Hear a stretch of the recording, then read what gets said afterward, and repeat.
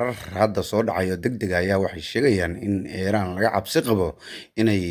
ku ekaysiiso dagaallo meelo uusan dagaaladu hadda aysan gaarin ay ku ekaysiiso dagaallo aad iyo aad u waaweyn. Maraykankii oo afka qayla ku shubtay iyo Iiraan oo ku goodinaysa in Maraykanka dhexdiisa ay ka bilaabi doonto dagaal uusan Maraykanku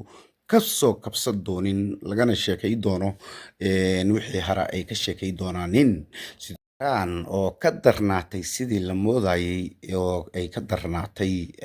adduun weynaha oo afka qayla ku shubtay iyadoo kusii goodinaysa inuu bariga dhexe uu huluc aad iyo aad u weyn oo laga sheekay doono la oran doono ma qiyaamihii baa yimi inuu ka dhici doono ayay ku goodisay Iiraan haddii Maraykanku uusan ka daadguraysan ciidamadiisa ka jooga bariga dhexe. Iiraan oo aad iyo aad hanjabaad khatara u diraysa Maraykan iyo xulafadiisa Israa'iil sidoo kaleeto Israa'iil iyadoo ku ekeysisay duqaymo oo magaalooyinkii waaweynaa oo Israa'iil oo hulcaya